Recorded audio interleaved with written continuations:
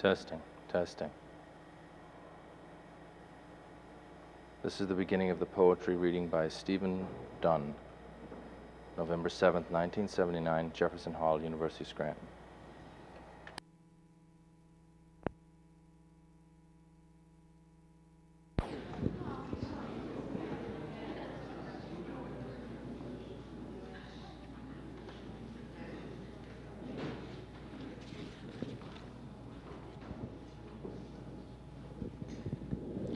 I'd like to welcome you to the third series of poetry readings sponsored by the Friends of the Scranton Public Library. This year's series, or this season, will be 4 readings. In December, on December 5th, William Stafford will be reading. Then on March 11th, Etheridge Knight.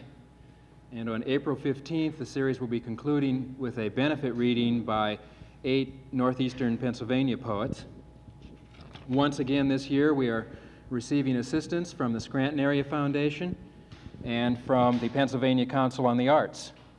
And before getting to the actual introduction to tonight's reading and Stephen Dunn, since poetry organizations have to help each other, a couple of announcements related to other doings in poetry. First of all, this Saturday, the Mulberry Poetry Series, which last year was the Scanlon Saloon Poetry Series, but which this year is at the Wine Cellar. Saturday will be the second reading in that series, Saturday afternoon, with Ron Terranella and Mary Ellen Riley reading. Also, I've been asked to announce that the literary magazine for the University of Scranton, Esprit, this year is beginning to accept contributions from people other than students. So any of you who are poets and would like to contribute to that magazine, you could send your contributions to Esprit at the university. Our reading tonight is by Stephen Dunn, who teaches at Stockton State College in New Jersey, and who next semester will be visiting poet at the University of Washington on the West Coast. He's published 3 books of poetry: Looking for Holes in the Ceiling, published by the University of Massachusetts Press; Full of Lust and Good Usage, published by Carnegie Mellon Press; and his most recent book, also published by Carnegie Mellon, entitled A Circus of Needs. As you'll hear shortly, much of Stephen Dunn's poetry is entertaining in the best sense of that word, with wit and humor being one of the characteristics of many of his poems. And the language is often simple and straightforward, but the complexity of the experiences and feelings that his poetry portrays in narrative and in image gives a depth and richness to his poetry, which I think you'll enjoy. So at this time, I'd like to introduce to you Stephen Dunn.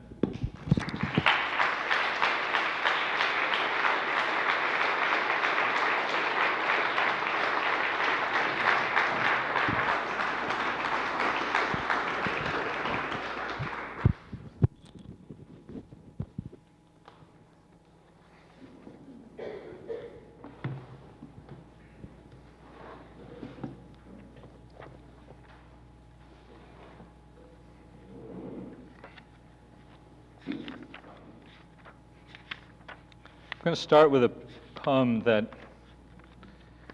is a brave poem, at least for me, in that I just wrote it. And those of you who write know that you have a way of liking too much what you've just written, and if you wait a few weeks, you probably hate it. So I'm going to take the risk of reading my most recent poem to start with.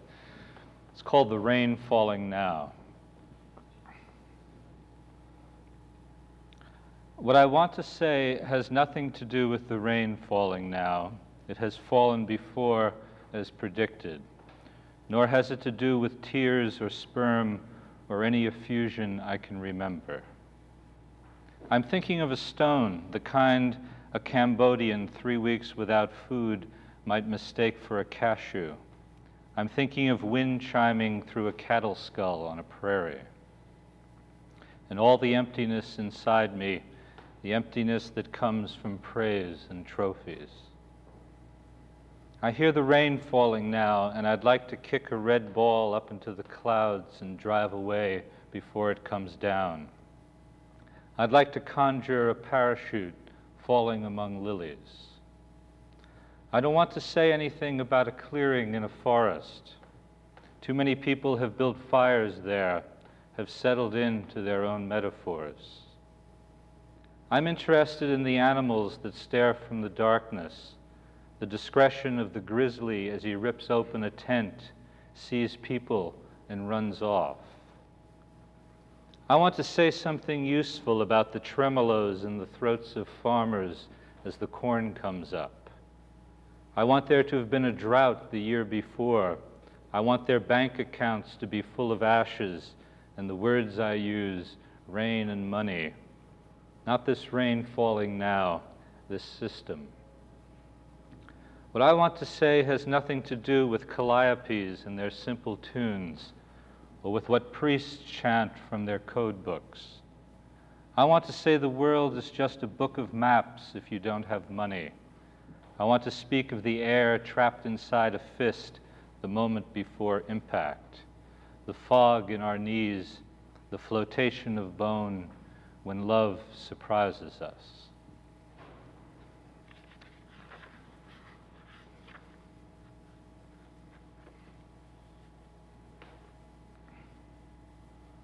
It's called Something, a short poem. A wish for something moral, like a wound pitying the knife its inability to be pleased or sad. Or perhaps an afternoon, one day a month, when everyone can say why they're ashamed. Something to end the talk that passes for talk. Something the lonesome ear, the starved eye, can take in like nourishment from the other world, in which now and then we've lived.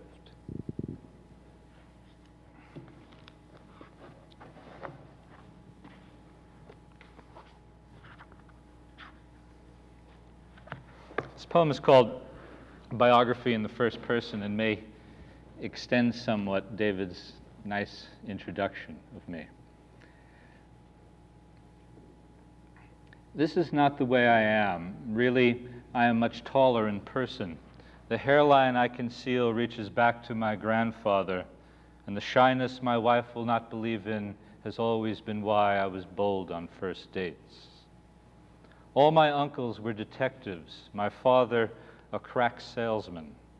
I've saved his pins, the small acclamations I used to show my friends. And the billy club I keep by my bed was his too, an heirloom. I am somewhat older than you can tell. The early deaths have decomposed behind my eyes, leaving lines apparently caused by smiling. I am none of my clothes. My voice still reflects the time I believed in prayer as a way of getting what I wanted. My poems are approximately true. The games I play and how I play them are the arrows you should follow. They'll take you to the enormous body of a child. It is not that simple. At parties, I have been known to remove from the bookshelf the kind of book that goes best with my beard. My habits in bed are so perverse they differentiate me from no one. And I prefer soda, the bubbles just after it's opened, to anyone who just lies there. Be careful. I would like to make you believe in me. When I come home at night after teaching myself to students, I want to search the phone book for their numbers, call them, and pick their brains. Oh, I am much less flamboyant than this. If you ever meet me, I'll be the one with the lapel full of carnations. This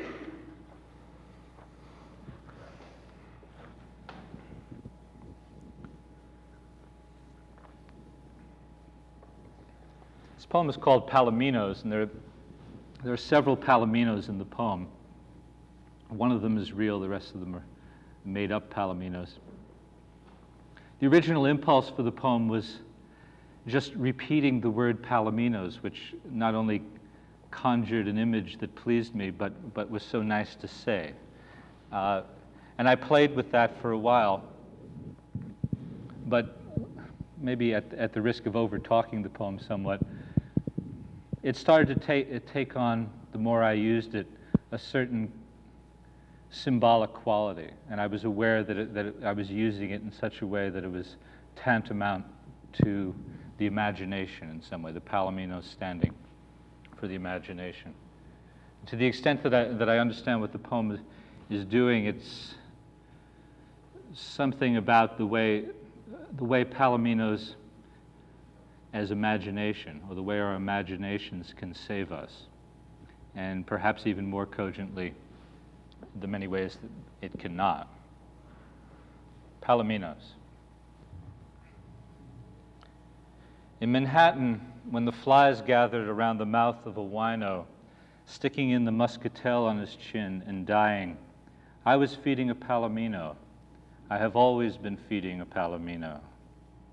When the tanks rolled in Athens, the palomino I needed for departure finished the last of my apples. In Spain, when the Guardia raised his machine gun, I was feeding a palomino, though my hands appeared to be reaching into the air. I could do it in my sleep in a room half the size of a palomino if I had to. It's a luxury.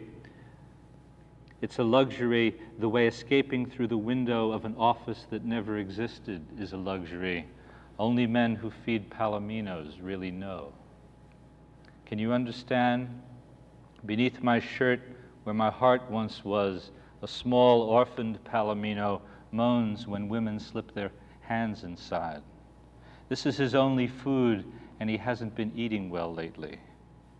Once in Aruba, the dark hands of a prostitute turned him into a stallion, and in Denver one cold afternoon, I tried feeding him with my own hands, but he knew the difference, bit at my shirt, bit at my invisible palomino monogram, left me naked, open to ridicule.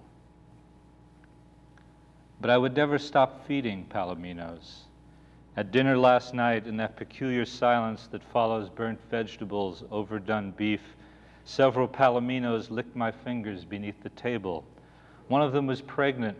She ate like a horse, and I climbed on her, and she took me for a ride where other palominos were, and the dinner became meaningless, and I loved my wife. That is what palominos will do for you if you feed them. It is their special dignity, their hunger for the loose hay we all have lying around. Right now, there are carrots in my pocket that look like palominos would love them if the occasion ever arises. But here on this farm outside of Syracuse, things are so quiet. The summer is practically over, and there's a palomino out back who is so real I must feed her every day, happy or not. She is very beautiful, but she cannot be counted on in emergencies.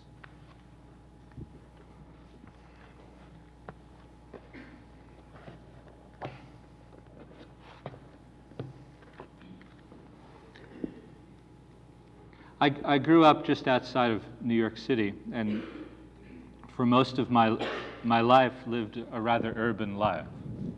And I guess about 10 years ago, I found myself living in a town of 717 people out on the prairie in the Midwest, in Minnesota, and experienced a certain kind of cultural shock. It was an experience that was, I brought a lot of my Eastern paranoia there, and therefore made it somewhat difficult for myself. But it was an enriching experience in many ways.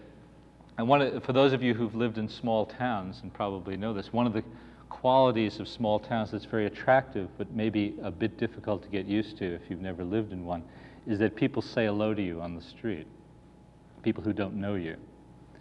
And prior to that, only perverts had said hello to me on the street.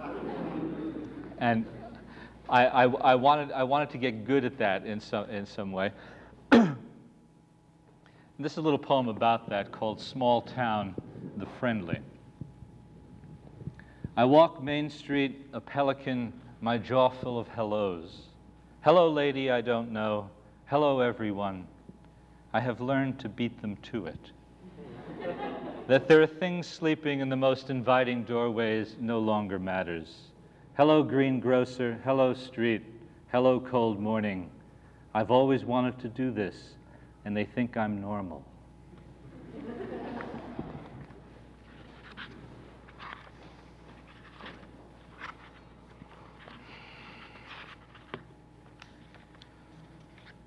The next 3 or 4 poems are kind of come out of that period, living on the prairie, living a fairly transient life, being somewhat displaced.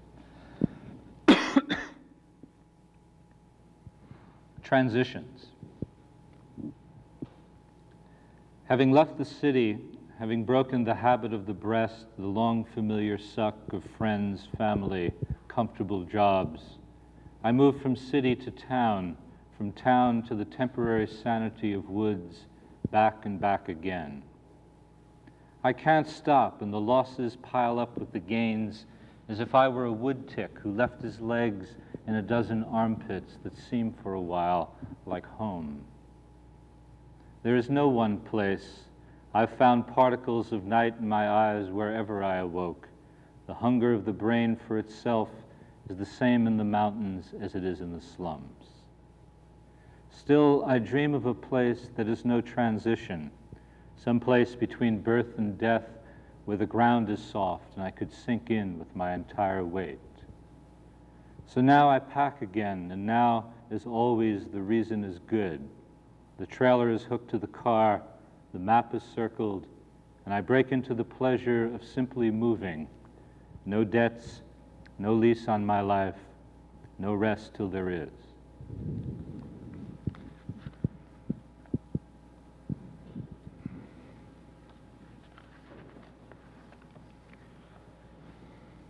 I grew up with a fellow in New York City who had the misfortune as a kid of being ugly and stupid. And as cruel as kids can be, we picked on him. And somehow now he has grown up and he's handsome and smart.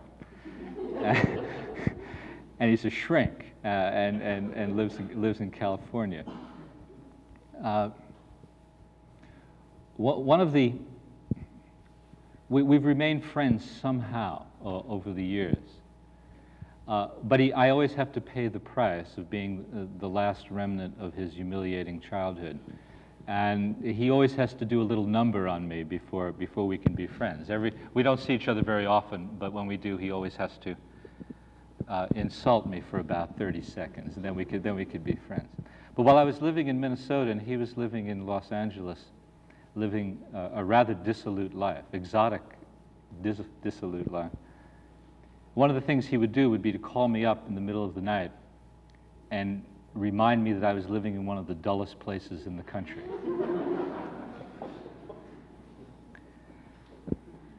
This is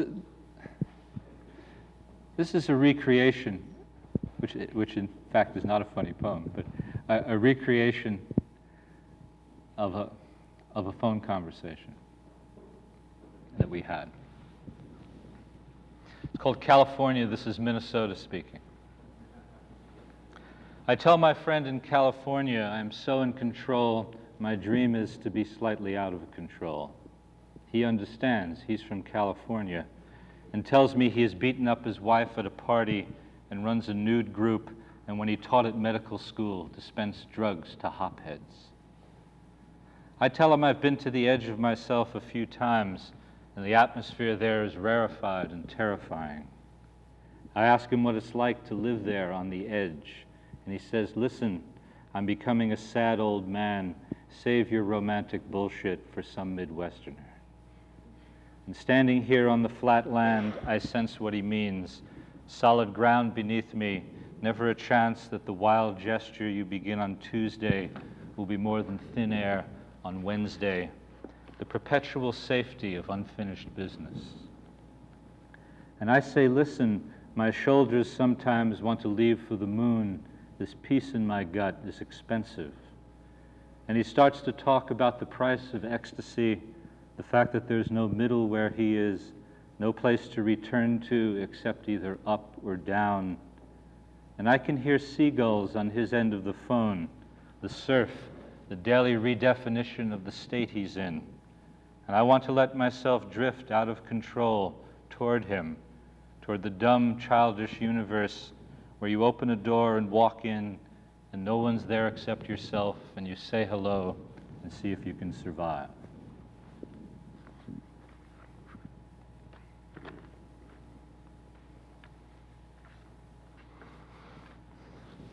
The speaker of this next poem is a vaguely educated type who finds himself at a truck stop on the prairie and is somewhat disquieted by the fact that the waitress, who is pretty in a certain kind of vulgar way, but nevertheless pretty, pays much more attention to the truckers than she does to him. And he doesn't know quite how to remedy that.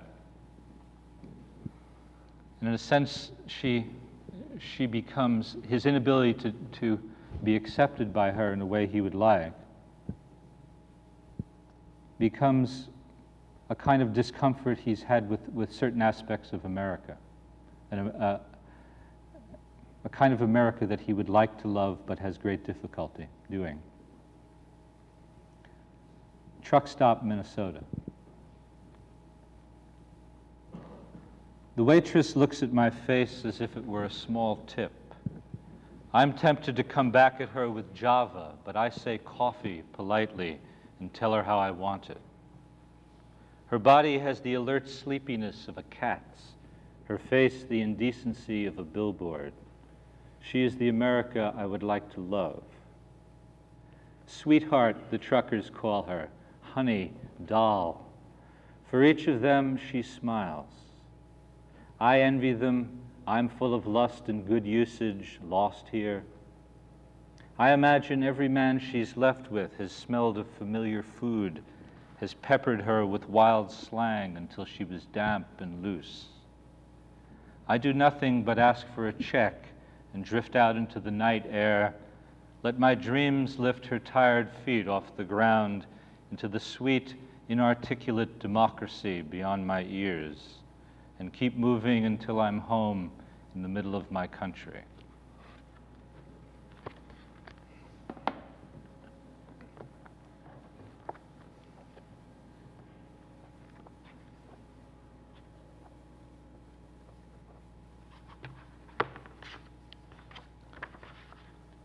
A couple of poems about children. This first poem was keyed by a line that my then 4-year-old daughter told me. I won't tell you what the line is because the poem will speak the line.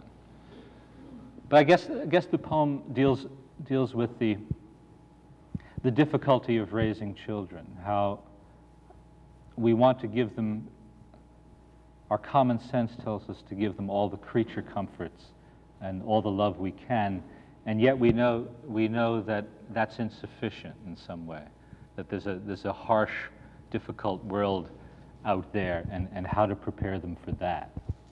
And I don't know any good, clear way. This is a poem that kind of explores that, called Midnight.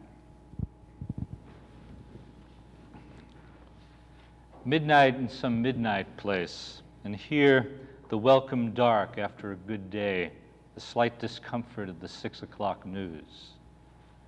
In certain places, midnight accumulates at the end of a beggar's wrists. Ask for the time, and that's what time it is. What can I do but laugh when my daughter complains? What can I do but laugh when I light a small lamp in the basement and my daughter complains, "You put the light on, too dark down there." She's always asleep at midnight. She wakes in a bed surrounded by posters of kittens. Someday I'll have to tell her privilege is what gets taken away. People deep in midnight, that's all they think about, taking it away. I'll have to tell her that. On TV the other night, the South Bronx had no life I could recognize. The larvae of thieves in the gutters, a small apocalypse. Someday I'll have to tell my daughter about the Bronx before she walks through it, though the Bronx might be everywhere by then. Here, the crocuses are coming up and there are kittens by her bed. This loveliness is hers by birth. If I bring her up right, she'll hate that fact in a few years. Is that true? Well then, the people born into midnight, they'll hate it for her. Just love her, my wife says, and I want to pull the covers over my head.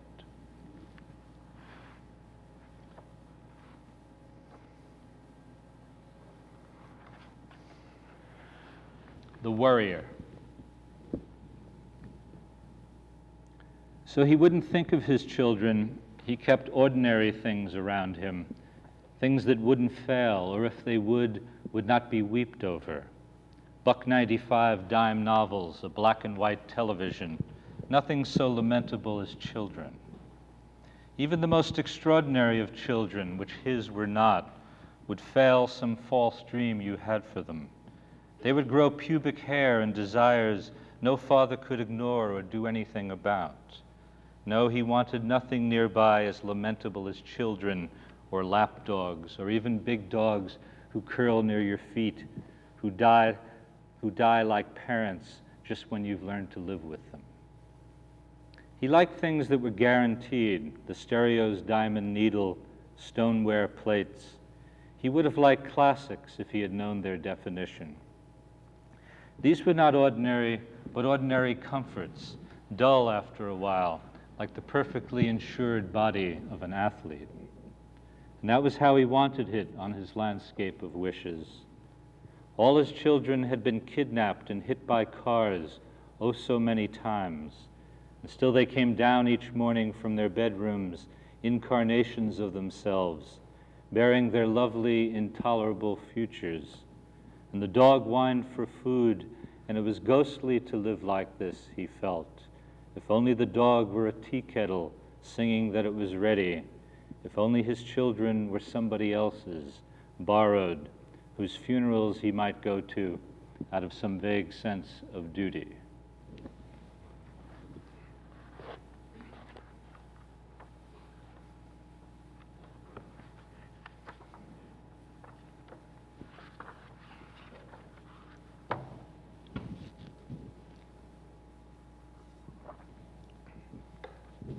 I have this theory about TV weathermen,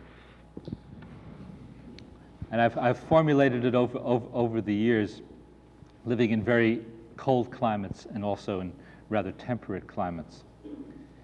Where I live, I get the Philadelphia forecast. Do you get the Philadelphia forecast from here too? No? You have your own. Well, I imagine it's roughly the same, although the weather's a little worse up here than it is where I am. But my theory is this, that the weathermen who live in climates where the weather is bad are much more fulfilled and happy than the ones who live in the temperate climates. My weatherman always has to apologize. He traces, they put the weather map on, and he traces these incredible fronts that are coming across the nation, and they never arrive on time. Or they do something, and he always has to apologize the next day. When I lived in cold climates, they would predict something would happen almost immediately. This is a poem written in the voice of say, a Philadelphia weatherman, of the kind that is not fulfilled. Tonight, I've decided to tell you, friends, how much bad weather excites me. I love the way it moves state to state, and though I seem to rejoice when it blows out to sea, that's just showbiz. I'd like it to perch off the Carolinas or double back across the nation, and I know some of you feel the same. Something in me responds to a low, and I'm sorry I can watch the footage of tornado damage all evening. I know you too like to see cars off the road, families disconnected. I know when you sigh and say, how sad, your heart is thumping to a tune you hardly understand. Friends, this is a communication tonight, not a broadcast. Here in the East, where no weather originates, where everything moves toward us and so little arrives, Here, where we're forced to watch things break up or swerve toward Erie, what is it that has turned in us, that has turned in me? All I know is I can't deny the secret happiness when a system moves across Nebraska as I thought it would, paralyzing North Platte. The National Guard called out, wind chill, just the words wind chill, plunging into my imagination. And you who live out there where weather is a fact of life, don't you secretly love it and look forward to it? Don't you love to survive it? And I mean love. When I lived in Minnesota, half my life was the weather. A blizzard was me and the blizzard. A tornado meant the southwest corner of my basement huddled with loved ones. Never have I been so happy. It is we in the East I worry about. Only in August, when the hurricanes wend up from the Bahamas, are our bodies truly connected to our minds. Only then can devastation make our lives less academic. Only then can we trace a path that leads directly to ourselves. So tonight, I wanted to confess to you, voyeurs and participants alike, I wanted to let you know I know the deep thrill of a 5-day forecast, of a science so inexact we learn to trust accident after accident. Believe me, the scattered highs across the country will not arrive any time close to schedule, and they will not give you any lasting pleasure. Frankly, I'll be bored if a system, say, out of Manitoba, doesn't push in and complicate everything. Right now, there's a disturbance around the Panhandle that could be a big one. In the days ahead, I'll follow it for you. I'll watch it the way a Christian scientist watches virulence in a leg wound. And if things turn bad or something perverse gets into me, I'm sure you'll understand that's how things are, and I am. That's the weather some of the time.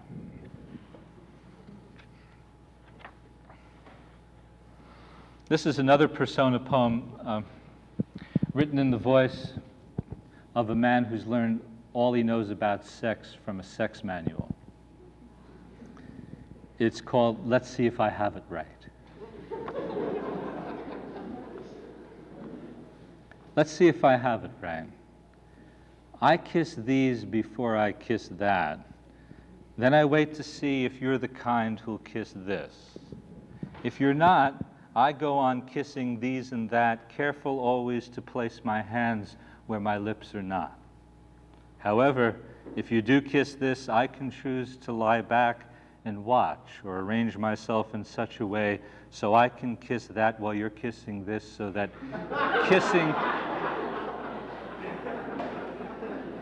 kissing is no longer the exact word. Around this time, as I recall, every part of speech is ready for every other part, whether it speaks or not. And that, and sometimes the other thing, is entered by this with its single accurate eye, and still there are various options and contingencies, which it is said I will remember before the time comes for this to come, or that kingdom of yours to come. And I think I'm allowed to touch these if I can reach them, which always is supposed to depend.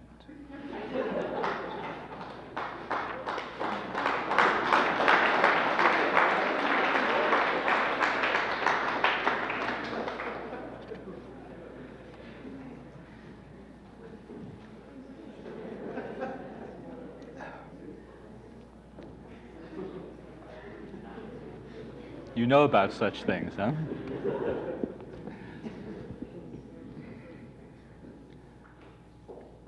Here and there. Here and there, nightfall, without fanfare, presses down, utterly expected, not an omen in sight. Here and there, a husband at the usual time goes to bed with his wife and doesn't dream of other women. Occasionally, a terrible sigh is heard, the kind that is theatrical, to be ignored. Or a car backfires and reminds us of a car backfiring, not of a gunshot. Here and there, a man says what he means and people hear him and are not confused. Here and there, a missing teenage girl comes home unscarred. Sometimes dawn just brings another day, full of minor pleasures and small complaints. And when the newspaper arrives with the world, people make kindling of it and sit together while it burns. I think it was about 5 years ago when I tried to write this sister poem, and it came out of, I grew up having only a brother as a sibling, and about 5 years ago I realized that not having had a sister was some irrevocable loss, that for better or worse I would be a different person now if I had a sister. And I tried to deal with that in poems for a while, and this is its final version, conjuring the sister I never had. Sister. The sister I never had enters my wife when I am sleeping next to her. So many times I've watched my sister come from her separate room, the room that long ago in a house of brothers was an extra room, down the hall from where I would dream her alive. She climbs into bed on my wife's side, and I touch my wife awake, for now my sister and she are the woman I must talk to about incompleteness and love. Awake, she doesn't know my sister is in her. She doesn't know why my embrace has so much gratefulness in it, why my questions are all whispered as if a father could overhear us. She thinks I want to make love, but I remove her hand and hold it, ask another question about high school and loss, the kind of loss that repeats itself every day, like being born without a leg. I watch my sister leave as my wife takes me in her arms, says, "Hush, you've been talking again. Sleep now."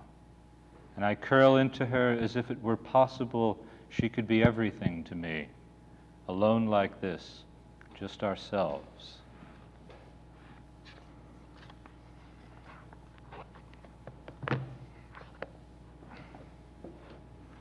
I'd like to read some new things now.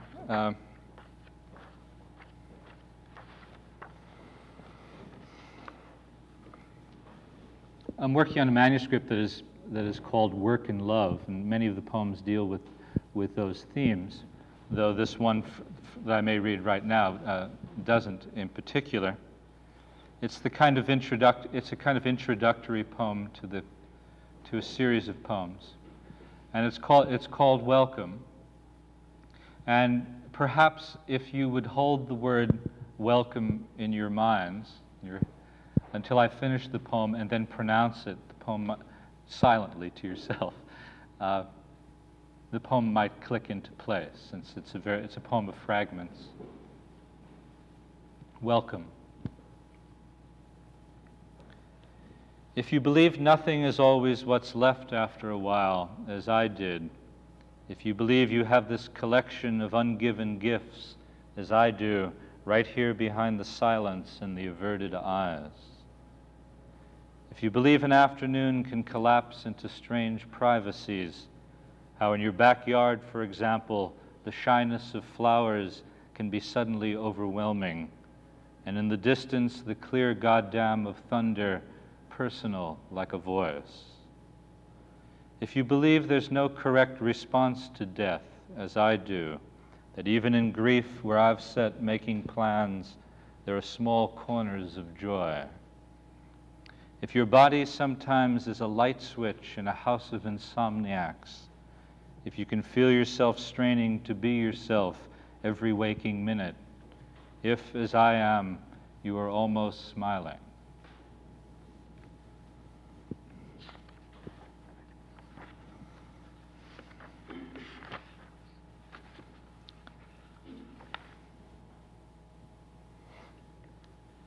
There's a story by Flannery O'Connor called A Good Man is Hard to Find, one of my favorite stories.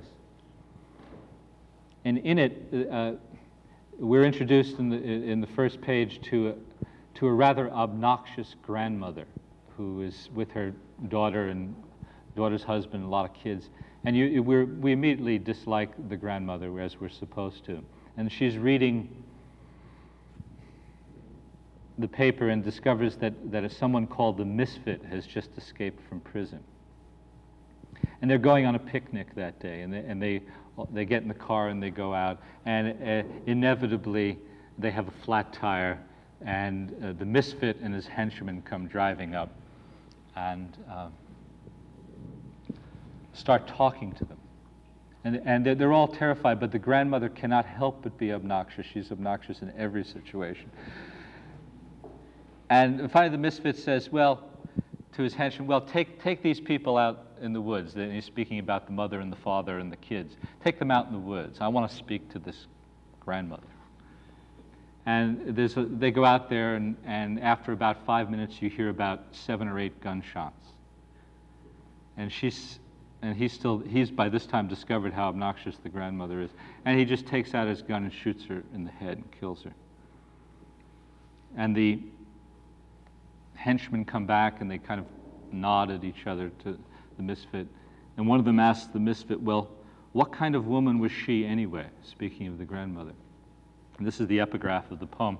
The Misfit says, she would have been a good woman if there had been somebody there to shoot her every minute of her life. I think we vaguely know people like that. It's a poem about a journalist. It's called Watching the News. Weeping can be dull, but the weeper doesn't care about what's interesting.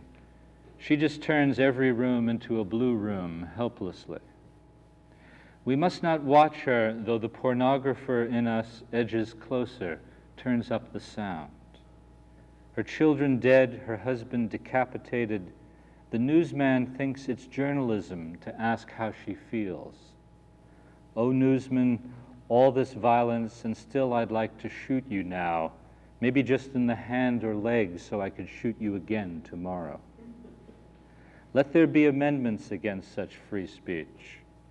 And when the Nazis want to march again, let us be clear and negative, and for liberalism, a whiff of gas. For us, a turning away now, a need for some grace for what is graceless in us, some help for our inexact hearts, cocked and about to go off every minute of our lives.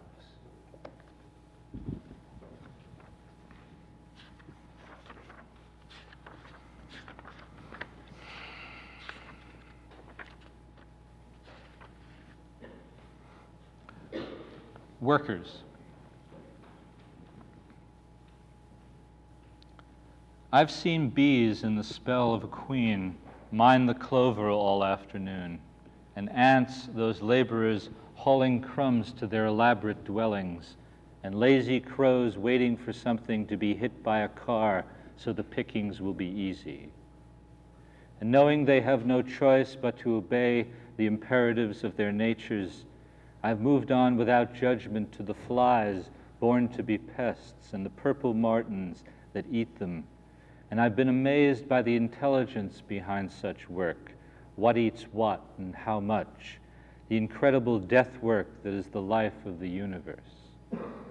And I've known people who work all day in the sun and love it, glass blowers as brilliant as seeds which hold the shape of flowers, ordinary people who rival the ant, who call forth in emergencies the cockroach's genius for survival. And I've seen the crow people too, the sloth people, the hyenas, have seen the cruelty of nature and the cruelty of economics merge and twist into confusion, and have marveled at the skunk and its gorgeous white stripe and its stink, and have wondered if the outlaw, in the company of outlaws, planning his next job, isn't the happiest man alive.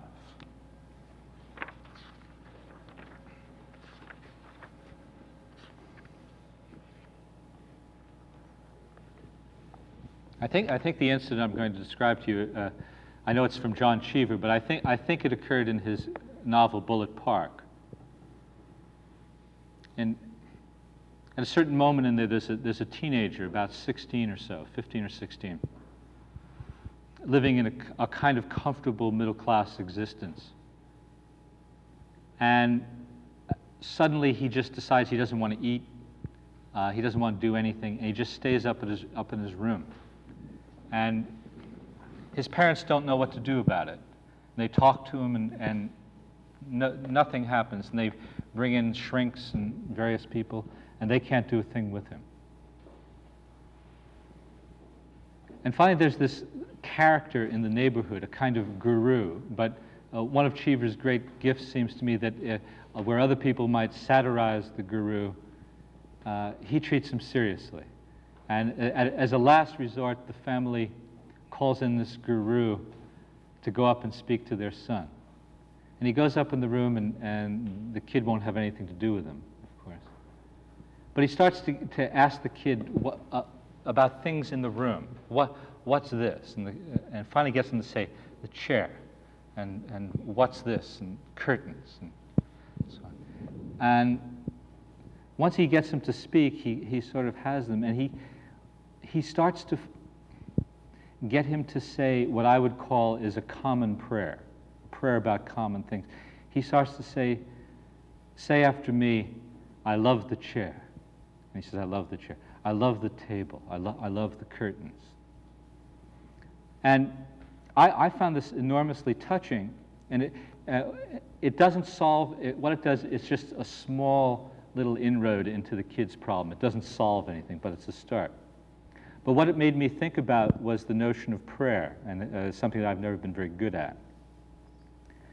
And perhaps one reason why I wasn't very good at it is that all the things that I was supposed to say in prayer never struck me as things that mattered a great deal to my life. And that maybe a common prayer, something about the things around you, something that you might genuinely love or need to say something about, might be the truest kind of prayer. This is called Toward a Common Prayer.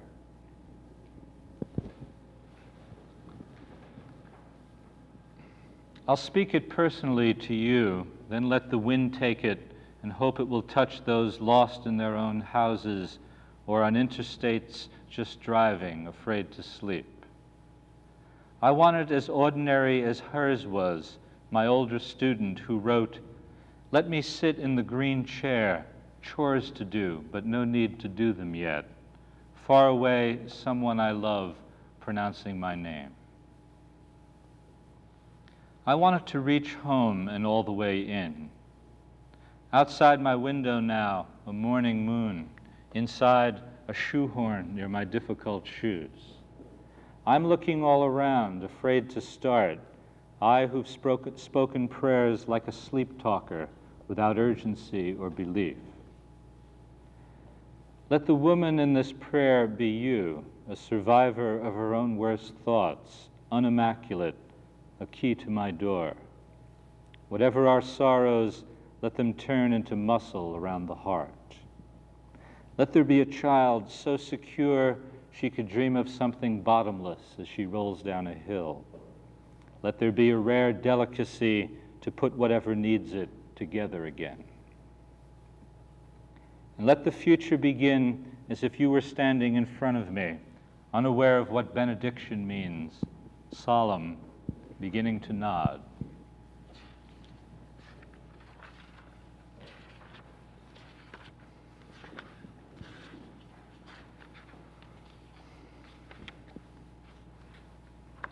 I'll read about 3 or 4, 5 more. This is called At the Monastery of Work and Love.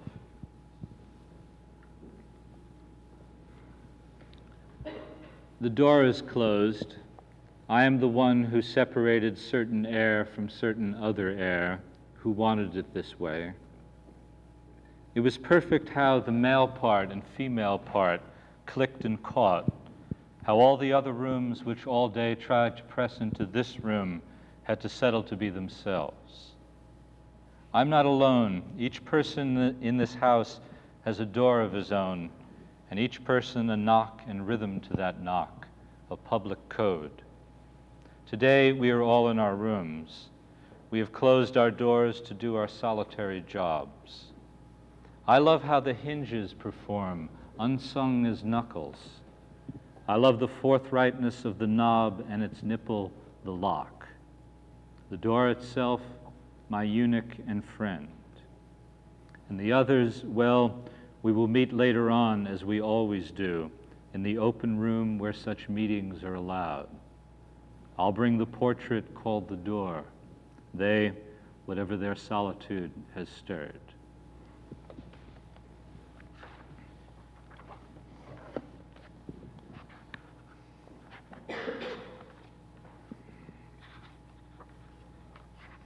I won't tell you truthfully whether I've ever taken a modern dance class or not. I'll just let this poem see if it will convince you one way or the other. It's called Modern Dance Class. The difficulties of grace, how first the body must learn the elementary extensions, the possibilities it knew as a child, unnatural now, wacky as obedience lessons for a cat. The instructor looks at me the way gas station attendants look at tires whose treads are gone. I imagine he's thinking, oh, get a new one. A man could die with a body like that. I know grace is what occurs after technique has been loved a long while and then forgotten. So I take the steps, I reach as far as I can reach. My thighs are muscled from sports in which opponents were other than myself. My arms have no history of holding themselves in air without bringing something back. But I remember a fat girl whose grace was the loveliness with which she carried her burden. I knew a stutterer whose poems were sailboats and wind. But I'm neither good nor driven. I just want to be magnificent, as if by magic, the way a teenager does. By now, the instructor has turned his head. I'm his toad among butterflies. He can't bear to look. I'm so wrong for this in my leotard. I'm thinking my cock is a nipple under a wet blouse. Everybody's staring at it. My balls are Christmas for the loneliest person in class. Soon he calls it a day, says, practice or stuff it, and walks off. I dress slowly, thinking how much better I might have said that.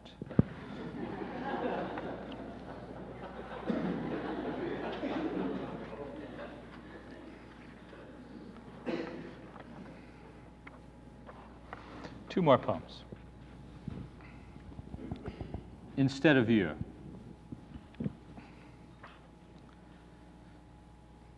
I place a dead butterfly on the page. This is called Starting with an Image from Real Life. It is gold and black, and as if in some embalmer's dream, a dusting of talc on its wings. I have plans for these wings. I will not let them slip through my hands. And if anyone is worried about how the butterfly died, I'll tell them my cat swatted it out of the air. I just picked it up and brought it to this page with a notion of breathing a different life into it. And I confess the cat's gesture was more innocent than mine. The wings suggest nothing I want. They're so lovely, I simply like the way they distract, how my eye turns away from the living room and the mind spins into the silliness of spring. I don't want much, just for certain private places to remain open to me, that's all. But this is no time to get ethereal. Already in a far corner of the page, something dark is tempting me to pull it into the poem.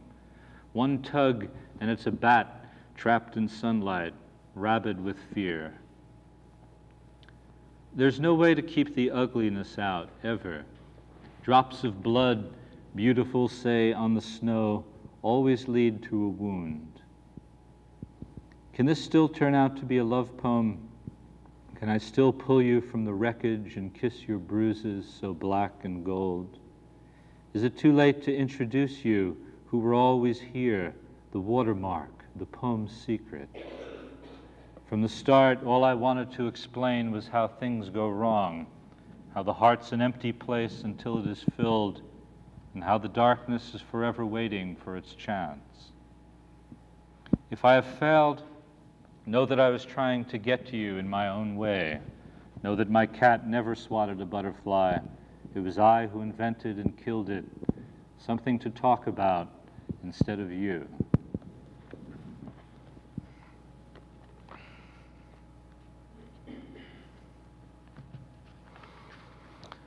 Last poem. It's called Those of Us Who Think We Know. Title runs into the poem. Those of us who think we know the same secrets are silent together most of the time. For us, there is eloquence and desire, and for a while, when in love and exhausted, it's enough to nod like shy horses and come together in a quiet ceremony of tongues. It's in disappointment we look for words to convince us the spaces between stars are nothing to worry about. It's when those secrets burst in that emptiness between our hearts and the lumps in our throats. And the words we find are always insufficient, like love, though they're often lovely and all we have. Go.